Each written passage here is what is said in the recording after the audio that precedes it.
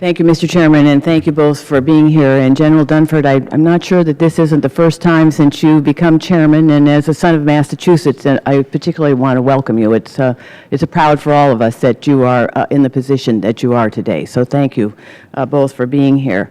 And I think the discussion we've had today really does reinforce the complexity of the challenge that we face. And we've heard a number of those here today saying it really, I think, underscores the idea that we really need to have a robust debate that involves all of Congress, not just the committees that really need to focus on this, because it is a complex situation.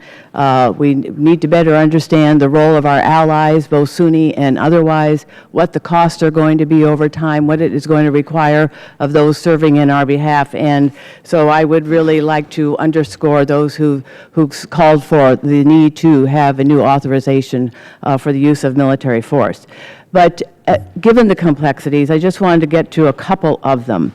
The administration often talks about the 65 countries that are participating in the coalition against ISIL, but roughly 50 of them have never been directly involved in the air campaign, and while many who were participating at the beginning have ceased their military involvement.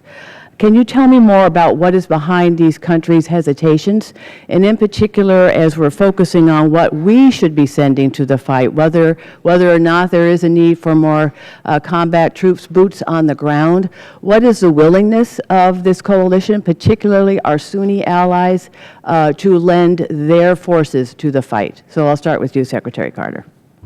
Well, you're right. We do need them to do more. In Europe, as I said, the attacks in Paris have galvanized the French. The French are coming in very strongly in Syria, which they hadn't done before, and now are very willing to do so. The British are debating it, as I said. The Germans appear, they're certainly capable of doing more. We want them to do more. So I would characterize for Europe, I hope that the Paris attacks galvanize all of Europe to do more, because they need to do more. In Syria and Iraq, elsewhere around the world, and of course in their own homelands, where, to get back to an earlier point made, we share intelligence on homeland security. We depend to some extent upon their homeland security structures when people visit from Europe to the United States and so forth for our own security. And then you mentioned the Gulf states as well.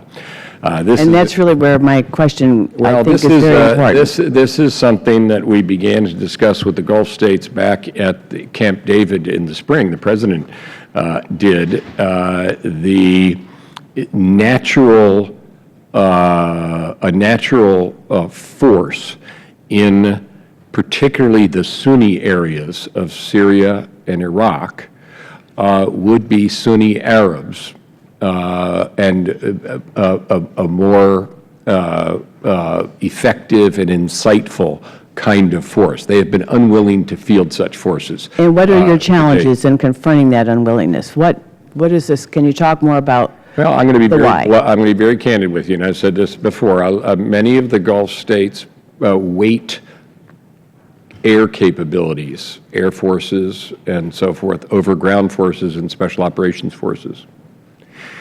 And I think that if they want to, as we would wish them to, wield more influence in the Middle East and do more to secure this part of the world in which they live too, they're going to need to do more of that on the ground. And buying our airplanes is fine, and we provide them, but when it comes to ground forces and special operations forces, there's no question that they need to build those forces and wield them. They frequently complain to me, for example, about how capable the Iranians are, to which I say, yes, and you're not in the same game, an effective game on the ground. And it goes to Ranking Member Smith's statement that in the end, the Sunni part of the Muslim world has to take this on in order for it to be long-term effective.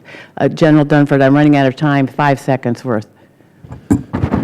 not only will we not be successful without our coalition partners, I don't see any way that we can be successful without our coalition partners.